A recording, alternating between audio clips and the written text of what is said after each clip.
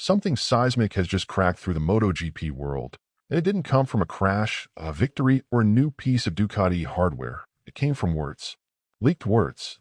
Words so raw, so unfiltered, that for the first time in years, the paddock isn't questioning Marquez's speed, they're questioning the cost of it. Inside Ducati's private walls, the man who never flinches, CEO Claudio Domenicali, was caught admitting a fear no one ever expected him to speak aloud, a fear born not from weakness but from witnessing a rider bend a machine beyond the architecture of its design. And that revelation didn't just shake the team, it fractured the illusion that Ducati's control over Marquez was absolute. Because behind every win he delivers, behind every millimeter correction he executes at lean angles mere mortals can't even visualize, there is a growing suspicion that he is riding somewhere beyond the physics Ducati engineered and somewhere beyond the limits his own body can withstand. As insiders whisper about corrupted data, destabilized development paths, and a reigning champion fading in the shadow of a resurrected giant, one chilling question emerges. What happens when the rider you signed to save you becomes the force you can no longer contain? Something huge just detonated behind closed doors, something that will rewrite the way Ducati handles its greatest weapon and its greatest risk. Marquez's 2025 resurrection hit the paddock like a silent tremor that everyone felt before they understood it, and analysts watched in disbelief as he dismantled expectations built over years of injury-ridden decline. His switch to Ducati seemed at first a gamble born of desperation, yet from the opening laps he carved lines so clean they looked rehearsed in another lifetime. Engineers whisper that his telemetry resembled prime 2014 Marquez, but refined, a version sharpened by pain rather than youth. Inside his helmet, he murmured, "I know this rhythm, it never really left me." The GP25 responded to him with eerie immediacy, helped by a little-known adjustment in the rear ride height device that amplified his corner exit precision. Spectators sensed a new electricity radiating from him, as if he were tuning the world around him rather than the machine beneath him. Ducati bosses admitted, "We didn't expect him to reach this level so quickly." Every pole position hardened the idea that he had not returned to the top, he had reclaimed a throne he once forgot he owned. The asphalt seemed to bend for him, folding like warm glass under the weight of his regained certainty. His rivals described the unsettling calm with which he rode, a serenity that concealed a blade. He moved with a fluidity that turned each sector into a confession of who he once was. Even his braking points, slightly later than anyone predicted, carried the scent of controlled audacity. A journalist noted that his body language off the bike looked lighter, almost relieved. He spoke sparingly, as if words would dilute the purity of this new momentum. Trackside microphones captured the hum of his engine, rising like a tide, pulling everything with it. One mechanic said his feedback felt premonitory, arriving before problems existed. Sunset sessions revealed him silhouetted against the pit lane, a figure rebuilding his legend stroke by stroke. His resurgence became MotoGP's unexpected compass, pointing not to the future, but to a past resurrected. And like a comet returning after decades of silence, his brilliance felt both familiar and ominously new. In that shimmering contradiction, the 2025 season found its first true climax, sealed by the sentence everyone now whispered, "Marquez is back, and this time he knows exactly why." The warnings began as murmurs in the paddock, soft enough to ignore until their weight gathered like storm clouds no one could outrun, and specialists insisted his renewed aggression was edging past the margin where brilliance becomes risk. Former riders watched his telemetry and shook their heads, saying his braking inputs carried that old defiant signature that once astonished and terrified them in equal measure. Ducati engineers, usually stoic, confessed the crash at this stage could corrupt weeks of GP25 data and derail the early GP26 prototype mapping. Inside, Marquez whispered to himself, "I feel the danger, but I also feel the truth of who I am." A MotoGP doctor reminded reporters that his body was already forged by trauma, a phrase that stuck to the garages like a stubborn echo. One little-known detail emerged. His corner entry torque modulation had tightened to a threshold only two riders in history ever sustained without catastrophic low sides. Observers saw in him a flame burning brilliantly, but perilously close to its own fuel. "He's rewriting physics again," muttered a former champion, equal parts admiration and dread. Ducati technicians gathered around screens as if guarding fragile relics, fearing one violent slide could scatter months of progress. The tension around him felt like a stretched cable, humming in the wind. He walked the pit lane with quiet determination, unaware or unwilling to show he understood the collective anxiety shadowing him. His riding had gained poetry, though some said it was poetry written too close to the cliff's edge. Reporters sensed the unease growing beneath Ducati's polished confidence.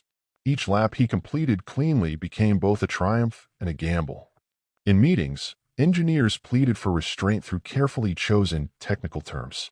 Marquez listened but answered with performance rather than promises. Even the air around the team seemed charged with conflicting hope and fear. One mechanic compared him to a lighthouse standing in waves that rise a little higher each day. As the warnings intensified, the narrative reached a delicate crescendo, sealed by a single haunting truth. A rider who can bend limits must also remember that limits can bend back. The Mandalika crash arrived like a violent punctuation mark in a season written with mounting certainty, snapping the rhythm that Marquez had rebuilt with almost mythic precision. The high-speed slide hurled him across the asphalt with an energy that silenced even the commentators who had grown accustomed to his miraculous escapes. Medical staff rushed to him knowing his history was a map of fractures, metal, and stubborn resurrection. Inside the stretcher's rattling echo, he thought, "Not again, not like this." The impact cost him weeks of recovery and erased championship points he had guarded with the ferocity of someone rewriting his fate. A little-known detail later emerged. The crash triggered a rare sensor overload in the GP25's inertial platform, momentarily confusing its predictive traction algorithm. Ducati engineers stared at the damaged bike as if it were a wounded animal carrying the secrets of its rider. "He won't make Valencia," a technician whispered, and the sentence felt like a verdict. Missing the test meant missing the development heartbeat of the next evolution of the machine he was supposed to elevate. His rivals watched the replays with a mix of relief and discomfort, sensing the cost of brilliance colliding with physics. The paddock understood that this accident was more than a sporting setback. It was a mirror held brutally close to a champion who had spent years outrunning fragility. Between ambition and vulnerability, a season shifted course, leaving one unforgettable sentence carved into its core. Even Marquez cannot race faster than his own humanity. The leaked recording of Claudio Domenicali's internal briefing spread through the paddock like a controlled fire that somehow escaped its container, revealing a blend of awe and unease no one expected from Ducati's highest authority. He praised Marquez as our greatest asset, a phrase that carried both reverence and responsibility in equal measure. Engineers later confirmed that his adaptation curve to the GP25 was nearly 40% faster than factory simulations had predicted, a little-known metric that stunned even seasoned technicians. Inside the briefing, Domenicali's voice softened as he added, "But greatness must also know how to survive itself." Marquez, hearing the leak privately, muttered to himself, "They trust me, but they fear the way I chase the edge." The vulnerability of Ducati's leadership rippled across the garages, unsettling teams who were accustomed to Borgo Panigale's iron composure. Reporters noted that the revelation marked the first time Ducati publicly acknowledged internal worry over a rider's intensity. Mechanics whispered about the symbolic weight of those words, as if the factory itself had blinked. The metaphor that followed in Domenicali's speech, likening Marquez to a lantern burning brighter than its own glass, captured the contradiction perfectly. His warning to ride smarter felt less like corporate caution and more like a plea shaped by admiration. Analysts debated the intent behind the message, questioning whether Ducati was trying to protect its investment or safeguard a human being who had become bigger than their project. The paddock reacted with a mix of shock and reluctant understanding. Rival manufacturers quietly admitted they had never heard Ducati sound this exposed. The leak forced every insider to reconsider the balance between speed and survival. It also reframed the narrative. Marquez was not merely lifting Ducati, he was stretching the emotional limits of its leadership. One engineer called the moment a crack in the marble, elegant yet unmistakable. Riders listened to the clip and felt the gravity behind its restraint. Domenicali's tone, usually firm, carried the tremor of someone confronting a truth he could no longer hide. And as the recording ended, the tension hung in the air like dust caught in sunlight, making one conclusion inescapable. When even Ducati's boss confesses fear, it means the story has shifted into a new, dangerous chapter. Francesco Bagnaia's decline unfolded like a slow dimming of a lighthouse that once guided Ducati's entire competitive horizon, and the contrast with Marquez's meteoric rise created an internal tension no one dared voice aloud. Engineers noticed that Pecco's lap time consistency had shrunk by nearly 3/10 across race simulations, a little-known metric that sent quiet alarms through the factory. In meetings, his comments grew shorter, as if each word had to push through the weight of a season slipping from his grasp. "I'm trying to reset," he told a trusted mechanic, though his tone carried more doubt than promise. Watching Marquez elevate the GP25 so effortlessly only deepened this sense of imbalance. Inside his own mind, Bagnaia whispered, "How did the ground move beneath me without warning?" Ducati, usually confident in its multi-rider strength, began to fear over-reliance on a single force of nature whose past injuries read like a medical novella. The political undertones sharpened. The team built on symmetry was slowly tilting. Analysts pointed out how his feedback, once prized for its clarity, had become hesitant, almost brittle. The metaphor brewing in the paddock compared Bagnaia to a violin losing tension in its strings, still beautiful but unable to reach its full resonance. Every weekend added another layer of unspoken pressure. Team staff hovered between protecting his confidence and pushing for answers. The harmony Ducati cultivated for years felt pierced by the gravity of this shift. Marquez's dominance inadvertently cast a shadow that stretched across Bagnaia's garage, cooling a space that once radiated assurance.